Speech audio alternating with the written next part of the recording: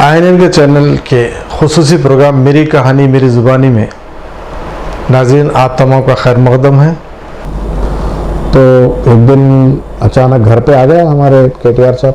अच्छा, आपके पास घर पे आ गया कि भाई शामिल हो गया मोमेंट में, पिताजी ने आपको बुला रहा है शामिल होने के लिए। PRP से जो भी आके ज्वाइन करने के लिए आ रहा है सबको रोक के रख दिया है। पहले वो श्रवण को लाओ पहले। अच्छा, KCR साहब? हाँ, KCR साहब ने बोला है तो आप आइए। तो उन्होंने बात किया और कन्विंस किया, मगर एक डर था मुझे, यही हमको एक्सेप्ट करते नहीं करते। अच्छा, कितना अहमियत मिलता कितना अहमियत नहीं मिलता, ये सब चीज़ था। तो इमीडिएटली नहीं गया था, फिर ऐसे ही दोबारा आया और कहीं एक दिन कॉफ़ी शॉप में पकड़ लिया, कहीं माधापुर में कॉफ़ी डे में पकड़ लिया KTR साहब ने। चलो भाई घर को जाएंगे। बोला इतने बड़े लोग हैं, इतनी बार बोल रहे हैं तो चलो घर को जाएंगे। घर को गए तो ऐसी कैमरा है सामने। अच्छा, पूरे कैमरा से वहाँ पे ऊपर गया, बड़े साहब से मिला, वही ना अपना कैंसर हॉस्पिटल के बैक साइड पे घर में। साहब से मिला, साहब बोला मिल के काम करेंगे। अच्छा लगा तो टीवी स्क्रॉलिंग स्टार्ट हो गया TRS में। चलो ऐसे ही हमारे साथ थे जब PRP के सिटी प्रेसिडेंट थे कटल श्रीनिवास यादव बोल के, उन्होंने और मैं और बहुत सारे हमारे साथियाँ, अब्दुल मालिक बोल के, सुधाकर बोल के, बहुत सारे लोग जो PRP में बहुत एक्टिव थे, उन सब लोगों को लेकर के जो है सो TRS में ज्वाइन किया। कब की बात है ये 2010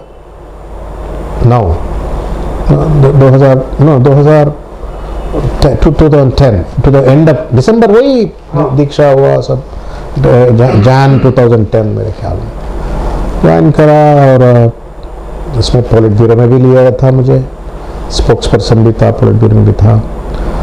मोमेंट में बहुत अच्छा काम किया। JSC में पार्टी का रिप्रेजेंटेटिव था, TRS का रिप्रेजेंटेटिव था। और श्री कृष्णा कमेटी रिपोर्ट लिखने में बहुत अच्छा काम किया। आई थिंक दिल में एक सेटिस्फैक्शन तो है, मूवमेंट का तो वॉइस बना था वो टाइम पे मीडिया में, जो या नहीं तो परसुएसिव कम्युनिकेट करने के लिए हमारी जो क्यों तेलंगाना चाहिए वो कन्विंस करते हुए लोगों को, वॉइस ऑफ पीपल जो है उसको एक, हाँ, ऐसा एक बनने का मौका मिला था मुझे। अल्लाह का करम है शायद वो मुझे। That was the greatest opportunity for me to have been part of such a great movement, people's movement, and I could become the voice of the Telangana movement. KCR साहब जी भी बोलते हैं, कभी कभी बोल के बोलते हैं ये वॉइस ऑफ TRS है। अच्छा, वो टाइम पे ऐसा था, तो काम किया था। तेलंगाना मूवमेंट का बहुत अच्छा काम किया। मगर जब उन्होंने जो आदमी को, हर आदमी को एक सेल्फिश इंटरेस्ट तो होता है, कितना भी सेल्फलेस हो 0.1% तो सेल्फिशनेस होता है डेफिनेटली। तो फितरत है इंसानी। तो हमें भी एक इच्छा था कि इतना बड़ा कैरियर छोड़ के आया मैंने, तो MLA बनो, MP बनो, ऐसा एक उम्मीद था मुझे। 2009 में मैं प्रजाराज्यम पार्टी से MP कंटेस्ट किया। कहाँ से? हैदराबाद कंटेस्ट किया था। करीब 1 लाख वोट भी आया था मैं। वही टाइम पे महमूद अली साहब ने TRS के तरफ से MP कंटेस्ट किया, उनको करीब कुछ 40-50 हज़ार वोट आया। मैं PRP से कंटेस्ट किया, करीब 1 लाख वोट ऐसा कुछ आया था। तो मुझे भी MP कंटेस्ट करने का एक उम्मीद था। वो टाइम पे बोनगिरी MP मांगा था, मैं नहीं दिया। अगर वो नहीं दिए तो ठीक है, फिर आप अगर वहाँ पे रेड्डियाँ ज़्यादा है या कोई और कास्ट ज़्यादा है ऐसा कुछ बोले तो ठीक है, वहाँ नहीं दिए तो फिर मेरे कुछ दिन बाद MP तो किया है मैंने 2009 में, यहाँ पे कहीं असेंबली तो भी दे दीजिएगा। तो वो भी इनकार किया था। मैं भी जज्बात में आ गया कि क्या है, आप टिकट नहीं देते हैं, इतना काम किया हम आपके लिए, क्यों टिकट नहीं देते हैं। उसके ऊपर से कुछ और बात बोल के ऐसी एक, जब किसी के साथ गहराई से रिश्ता रखते हैं और मिल के रहते हैं, उनसे जब डिसअपॉइंटमेंट होता तो बहुत आदमी एकदम टूट जाता। वो टूट गया था। मैंने चलो भाई, मैं इतना काम किया, मैं आपके लिए काम किया, मैं मेरे लिए आप नहीं काम कर रहे, वैसा एक जज्बात। तो वही टाइम पे मैं राहुल गांधी जी का ट्रैक कर रहा था। He is just evolving himself as a leader at that time। चिंतन शिविर जयपुर में जब बात किया था, उनका सोच विचार सामने लगा था, अच्छा बात किया था। That was really inspirational for me. तो मैं कोपला राजू जी से मुझे जान पहचान थे। मैं जब इंस्टीट्यूट ऑफ पब्लिक इंटरनेट में काम करता था, जब वर्ल्ड बैंक प्रोजेक्ट में काम करता था मैं, आज जो वेलुगु प्रोजेक्ट बोलते हैं, सर्प बोल के बोलते हैं, जो सर्प बोलते हैं, वो उसका initial project conceiving happened in institute of public enterprise and I was the coordinator for it. अच्छा। वो टाइम पे डिस्ट्रिक्ट पॉवर्टी इनिशिएटिव्स प्रोजेक्ट बोलते थे उसको। तो 6 डिस्ट्रिक्ट्स में पायलट प्रोजेक्ट करके सोशल असेसमेंट वो सब किए थे। विजय कुमार साहब बोल के एक आईएएस ऑफिसर था और राजू जी, दोनों जो है सो उसको कोऑर्डिनेट करते थे। सो उसके वजह से उनके बारे में जानकारी है और उनसे इंटरेक्शन भी रखते थे हम। उस वक्त कोपला राजू क्या थे उस वक्त? कोपला राजू जी जब he was working for Congress party. अच्छा। जब ये टीआरएस का ये सब होता, कांग्रेस पार्टी को काम कर रहा था, और एससी डिपार्टमेंट का चेयरमैन कुछ बना जो टाइम पे, और राहुल गांधी जी को एडवाइज भी करता था। सो उनका इंस्पिरेशन भी था। तो जाके प्रियंका गांधी जी से मिला। अच्छा, डायरेक्ट प्रियंका जी से मिला। उसके बाद में राहुल गांधी जी से मिला। चलो मैंने सोचा दे वर यंग लीडर्स, वहाँ पे हमारा काम हो गया, तेलंगाना हासिल किया है, जंग हो गया, तो अभी नया जिंदगी शुरू करेंगे। और सोनिया जी ने तेलंगाना भी दी है वो टाइम पे, तो उसका भी ग्रेटिट्यूड था। तो सब मिला करके जो है सो कांग्रेस पार्टी में शामिल हुआ। आते ही हमारे को वहाँ पे चीफ स्पोक्स पर्सन अनाउंसमेंट किया।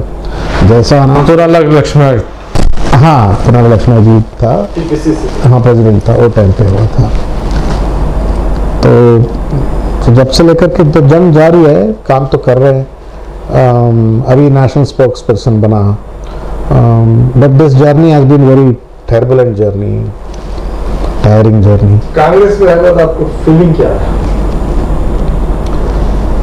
Congress is a good party, but एक चीज, there are 2 things. Ideologically I think it represents this country. Hindustan को ट्रूली रिप्रेजेंट करने वाली पार्टी जो है वो कांग्रेस पार्टी है। हर मजहब को, हर आदमी को, हर सोच को, हर कल्चर को, हर unity of diversity truly reflects in the Congress party. It's a different matter. We lost elections, but does not mean that we have lost forever. But एक बात है, बदलाव की जरूरत तो है कांग्रेस पार्टी में। नया पीढ़ी का जो यंग जनरेशन है, उनको मोर अपॉर्चुनिटीज देने का जरूरत है अभी कांग्रेस पार्टी में। दूसरी है, इंटरनल डेमोक्रेसी के नाम पे इनडिसिप्लिन जो होता है वो बहुत ज्यादा है कांग्रेस के अंदर। हाँ, वो ये आजकल के पीढ़ी के लोगों को पसंद नहीं करते हैं।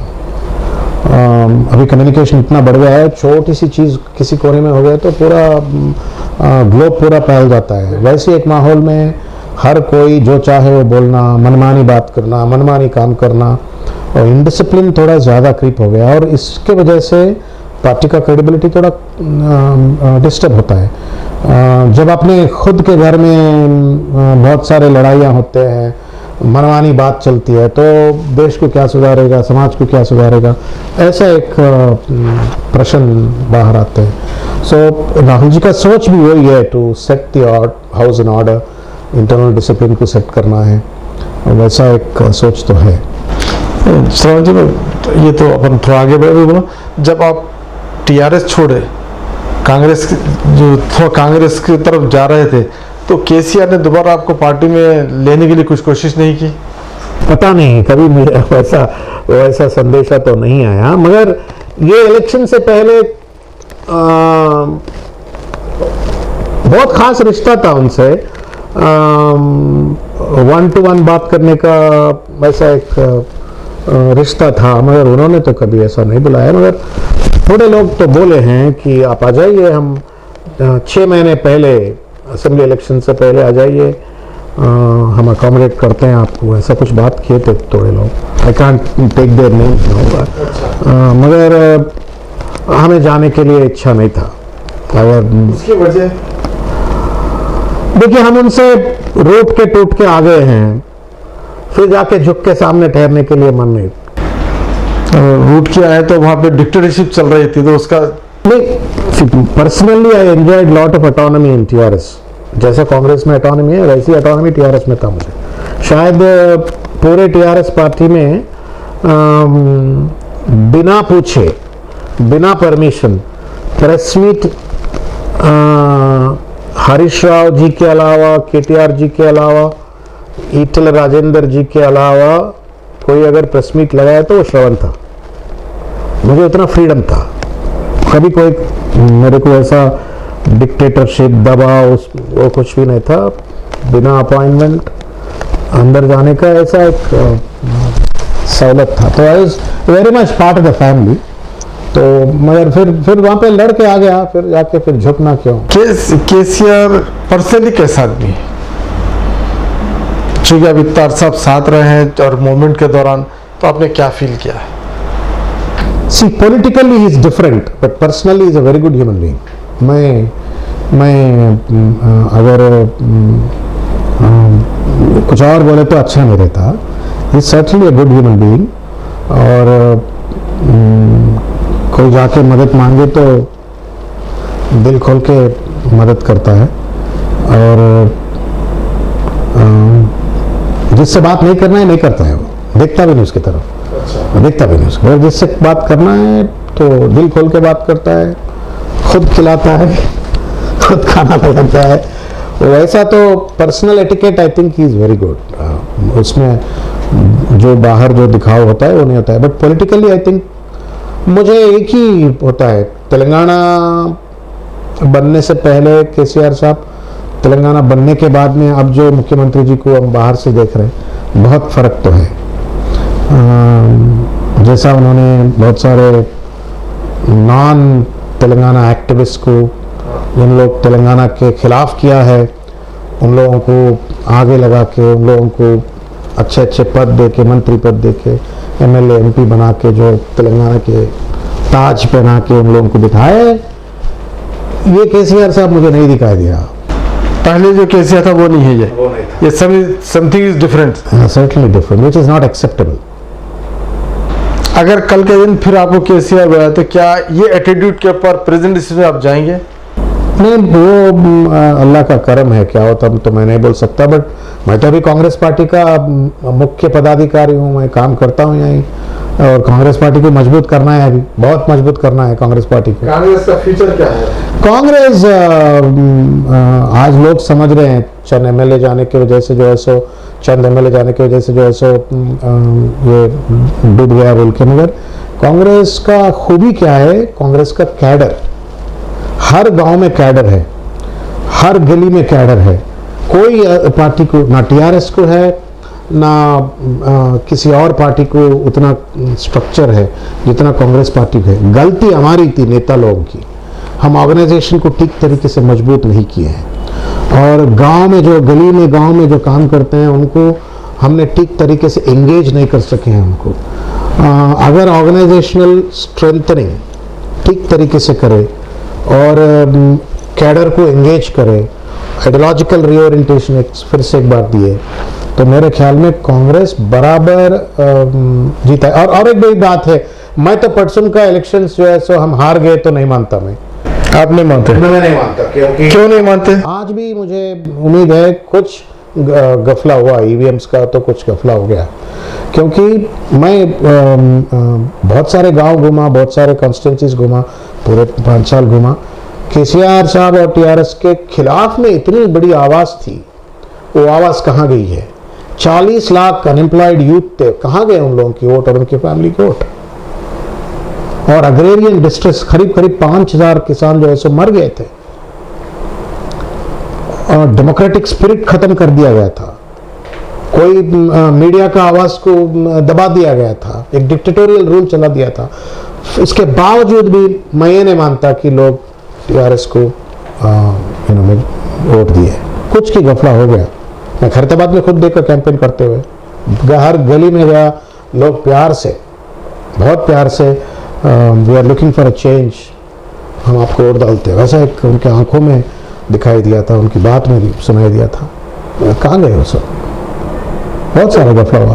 ये टीआरएस का है या इलेक्शन कमीशन की जो है गलती है ये, या अब इलेक्शन कमीशन तो टीआरएस के कठपुतली थे। तो सेंट्रल गवर्नमेंट के कंट्रोल में रहता ना। नहीं, यही तो बोल रहा हूँ ना मैं आपको। पूरे इलेक्शंस के दौरान कितने पैसे किसका पकड़ा गया है? कभी ये सुना कि टीआरएस पार्टी के किसी नेता का पैसे पकड़ा है? बोलो तो गरीब पार्टी है ना वो। कहाँ से गरीब पार्टी है? आज हिंदुस्तान में अमीर से अमीरी पार्टी जो है वो टीआरएस पार्टी है। एक कॉन्स्टिट्यूंसी में कितना पैसे खर्च किए उन लोग? क्यों उनका पैसे नहीं पकड़ा दिया? कितने बार कांग्रेस पार्टी ने कंप्लेंट किया है election model code of conduct violation हो रहा बोल के, उसको सुनने वाले नहीं थे। तो मैं इलेक्शन कमीशन और हुकूमत जो चला रहे टीआरएस पार्टी, दोनों भी मेरे ख्याल में ये ईवीएम्स के गफले में जिम्मेदार है, मानते हैं। मैं केस भी डाला था, मेरे साथ में बहुत सारे लोग भी केस डाले थे। क्या हुआ फिर केस का? केस तो भी चल रहा है, नोटिस गए हैं, अभी हियरिंग आने वाला है। सो पता नहीं, अरे आपको तो मालूम है अपनी कोर्ट्स का, उनका मनमानी है। जब उनका ये कांग्रेस की लास्ट टर्म के अंदर टीडीपी के एमएलए और इस टाइम पे कांग्रेस के एमएलए के जाने का रीजन क्या है टीआरएस में?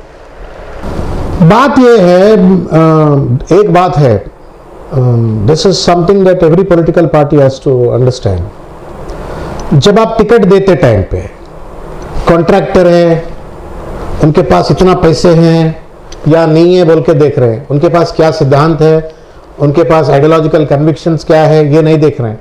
आप पैसे हैं, 10 करोड़ लगा सकते हैं, हाँ साहब हम 10 नहीं 20 लगा सकते हैं। क्या करते हैं हम? कॉन्ट्रैक्टर करते हैं। तो ऐसे आदमी को जब टिकट देने के बाद में मैं 20 करोड़ खर्च किया, कॉन्ट्रैक्टर हूं मैं, मेरा 1000 करोड़ का बिल रोक के रख दिया है केसीआर साहब ने या टीआरएस ने या कोई गवर्नमेंट ने, वो बिल रुक गया, 20 करोड़ खर्च किया, मैं अभी लुट गया पूरा। तो मैं ये 20 करोड़ कमाना है और सस्टेनेबिलिटी 5 साल के लिए पैसे कमाना है और नेक्स्ट टाइम इलेक्शंस के लिए कमाना है, तो क्या करा मैं धंधा करने वाला हूँ। मैं तो धंधा करने के लिए पार्टी छोड़ता हूँ, मैं किसी और पार्टी में चले जाता हूँ। तो फिर कांग्रेस भी तो ऐसे ही लोगों को टिकट, मैं तो कांग्रेस, इसमें कोई दूध का धुला हुआ नहीं है। मैं ये हमारे पार्टी की तरफ से भी बोल रहा हूँ। कोई भी अभी पॉलिटिक्स क्या हो गया, कमर्शलाइज हो गया, कैपिटलिस्ट ओरिएंटेशन आ गया। जब कभी आपने पैसे के हिसाब से जो है सो आप आदमी का कैंडिडेचर फैसला करते हैं आप इलेक्शंस में, वही पैसा उनको डिटरमाइन करता है पार्टी छोड़ना या नहीं रहना या किसी और धंधा करना। तो उसके लिए क्या करना चाहिए? आइडियोलॉजिकल कमिटमेंट और आइडियोलॉजिकल कन्विक्शंस ऐसे लोगों को आप ढूंढ के टिकट दीजिए। आज पूरा कोई भी पार्टी हो, आप टीआरएस में पर्सन देखिए, चेवेले का एमपी, मुर्गी बेचने वाला, मनका जिगरी का एमपी, कॉलेजेस में धंधा, सीट्स बेच के धंधा करने वाला, ऐसा बिजनेस कम्युनिटी को हर दिन सुबह शाम धंधा ही करते हैं। उनको कोई लोगों का समस्या की परेशानी नहीं है, गरीबों का समस्या पे नहीं। तो वो तो हर पार्टी में वैसे ही हो रहा है। तो बोल रहा हूँ ना, हर पार्टी में हो रहा है। ये चीज बदलना चाहिए। तो आज कांग्रेस, हाँ, how can is possible? It is possible when all the political parties decide on to be ethical. Ethics है इंडिया में? इंडिया में एथिक्स नहीं है, इसी वजह से आज डिग्रेडेड पॉलिटिक्स देख रहे हैं। कैसे आप उम्मीद करते हैं कि वो एथिक्स उनके वापस आएंगे या उस बेस पे हम नेक्स्ट फ्यूचर में काम करेंगे? राहुल गांधी जी ने तो बोल रहे हैं आज कि हम कुछ बदलाव लाना चाहिए, इसलिए उन्होंने बेचारा रिजाइन भी कर दिया है to take the accountability and to build the party from grass root, you know. तो क्या रिजाइन करने से काम हो जाएगा? नहीं, मैं रिजाइन करने से नहीं होता हूँगा, मगर बदलाव लाने के लिए एक पहला कदम है वो। नहीं, आप पार्टी में अगर रहते हुए राहुल गांधी पार्टी में रहता है, क्यों नहीं रहता है? पार्टी में प्रेसिडेंट के पोस्ट पे रहते हुए ये कर सकता था, अब जो हटने के बाद कैसा करे, पावर नहीं रहे कैसा करेगा वो? नहीं नहीं, वो अभी एज ए कांग्रेस वर्कर के नाते उन्हें काम करेगा, बट एक बदलाव के लिए people have to take accountability. आज क्या हो रहा है, अब आप है फॉर एग्जांपल 10 बैड इंटरव्यूज करते जाइए, मेरे 10 बैड इंटरव्यूज करते जाइए तो तीसरा 11th इंटरव्यू आपको करने नहीं देंगे। अकाउंटेबिलिटी, ये अकाउंटेबिलिटी पॉलिटिक्स में नहीं है, तो अकाउंटेबिलिटी लाने के लिए उन्होंने कोशिश कर रहा है, वो तो बदलाव की सोच है। तेलंगाना में कांग्रेस का फ्यूचर क्या है? मेरे ख्याल में सर तेलंगाना में कांग्रेस, मैं बोला हम 2018 में भी हारे नहीं हैं, ये अल्लाह का करम है, ईवीएम का कमाल है, पता नहीं, मगर हम हार के हैं। बताया जाता है 37 सीट्स ऐसे हैं जहां से जितने वोट से कैंडिडेट हारे हैं उससे तकरीबन 500 से 1000 वोट ज्यादा का डिफरेंस आ रहा है। वही तो बोल रहा हूँ ना मैं। तो अगर इसके ऊपर यहाँ की आपके लोकल लीडरशिप एक्शन क्यों नहीं ली उसके ऊपर? हम इलेक्शंस के बाद में हम जितना करना था उतना तो नहीं किए हैं, क्योंकि कंटिन्यूस इलेक्शंस आना हुआ, लोकल बॉडी इलेक्शंस आया, उसके बाद में पार्लियामेंट इलेक्शंस आया। असेंबली इलेक्शन हुआ तो इमीडिएटली ऐसा कुछ नहीं था ना? दिसंबर के बाद में तो आपको लोकल बॉडी इलेक्शंस का तैयारी हो गया, लोकल बॉडी के बाद में फिर पार्लियामेंट इलेक्शंस का यू नो कोड स्टार्ट हो गया।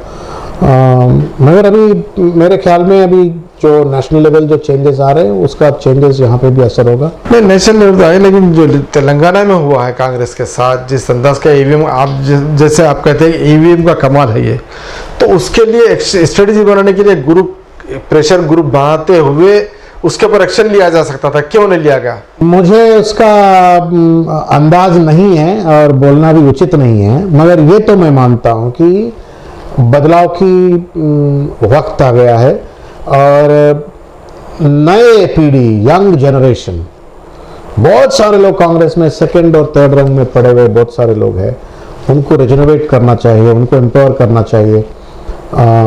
देन कांग्रेस पार्टी मेरे ख्याल में कांग्रेस में certainly will rise like a phoenix bird and get the power. ठीक है, वो तो आप अपने हल्के में जहाँ से आपको दानिस्ता तौर पर शिकस्त दी गई है, तो उसके ऊपर आप क्या एक्शन लिए? खैरताबाद में अभी पार्लियामेंट इलेक्शंस में थोड़ा हमने काम किए हैं, और भी काम करने की ज़रूरत है। अभी म्यूनसिपल कॉर्पोरेशन इलेक्शंस तो 1-2 साल में आने वाले हैं, तो उसका प्रिपरेशन अभी से चालू करते हैं, पदयात्रा भी करते हैं। और मैंने इलेक्शंस के दौरान वादा किया था कि अगर हम जीते, इंशाल्लाह हम जीते, तो हर डिवीज़न में स्किल सेंटर स्टार्ट करते, स्किल बिल्डिंग सेंटर स्टार्ट करते बोल के वादा किया था। हम हारे हैं, फिर भी स्किल डेवलपमेंट सेंटर स्टार्ट करने के लिए सोच रहे हैं, अभी डिस्कशंस हो रहे हैं, तो बहुत जल्द से जल्द जो है सो एटलीस्ट हर डिवीज़न में एक स्किल डेवलपमेंट सेंटर एक स्टार्ट करना बोल के सोच रहे हैं, ताकि बेरोज़गार यूथ है उनको ट्रेनिंग दे के उनको स्किल्स बढ़ा के एम्प्लॉयमेंट दिलाने की ये कांग्रेस कर रही है। हमारी तरफ से, हमें कैंडिडेट की तरफ कैंडिडेट होगा। असल आपका इंटेंशन, आप अपनी तरफ अपनी कॉन्स्टिट्यूंसी के हाँ करने के लिए सोच रहे हैं, वो करते हैं। वेरी सून आपको भी बुलाते हैं डेवलपमेंट सेंटर्स। अब तेलंगाना में जो यंग जनरेशन जो आ रहा है उनको कैच करने के लिए आप लोग एक पार्टी क्या स्टेज, जबकि अभी तक भी जो एज क्रॉस करें उन्हीं को मुसल्लत करके रखा गया है पार्टी के अंदर। Front line should sit in the back. मार्गदर्शक मंडल जो भारतीय जनता पार्टी ने बनाया, मार्गदर्शक मंडल यहाँ पे भी बनाने की जरूरत है। तो आप ये प्रपोज करेंगे राहुल गांधी को? बहुत बार किया है, बार बार करते हैं, अभी भी और आगे भी करते हैं। Front line should sit back. जंग हो रहे हैं, जब जंग होता है तो जवान ही लड़ना है। उनका सोच लीजिए, जो बुजुर्ग है उनका सोच लीजिए, उनका एक्सपीरियंस लीजिए, मगर लड़ाई तो जवान ही करेगा। तो जवानों को भी तो निगलेक्ट किया गया है। मैं ये नहीं बोलता, मगर जवानों को सामने लाने की जरूरत है, ये मैं मानता हूँ। तो जवान जो खून है वो सामने आएगा तो फिर आप जो जंग जीत See, जाए। today I'll tell you why I am saying time and again. आज हिंदुस्तान में the largest group of voters, young voters है, young voters. It is the first time voters, second time voters, third time voters. If you ये 4-5 ये 3-4 times vote डालने वालों को अगर इकट्ठा करके लगाए तो they become the biggest base, biggest number. उनके सोच के हिसाब से पार्टी चलना चाहिए। उनकी सोच को आज एनटी रामाराव, नागेश्वर राव साहब का पिक्चर्स नहीं देखते हैं ना आज महेश बाबू का देखते हैं लोग, youngsters. What is that youth are looking at? Unless कोई भी पॉलिटिकल पार्टी हो, unless they don't transform themselves to suit to the younger generation, they will lose their relevance. It's a constant journey. अभी pace बढ़ गया है। तो शरावत साहब, आपके साथ हमने बातचीत की, बहुत अच्छा लगा और बहुत सारे मालूमात हमारे नाज़रीन को हुए हैं। और चूँकि आप एक जो आपका ये कि यूनिवर्सिटीज़ के अंदर जो लीडरशिप का प्रोडक्शन होना चाहिए वो बंद है, वो शुरू होना चाहिए, बहुत बड़ा आपका जो है कंसेप्ट है। उसके लिए आपको सिर्फ रिप्रेजेंटेशन के बजाय प्रैक्टिकल काम करने की ज़रूरत है। हम INN के नाज़रीन की जानिब से आपका शुक्रिया अदा करते हैं कि आपने हमें वक्त दिया। शुक्रिया, बहुत बहुत शुक्रिया। INN को भी मेरे तरफ से शुक्रिया अदा करना चाहता हूँ। आप इतना टाइम निकाल के जो है सो एंट्री में आए, थैंक यू।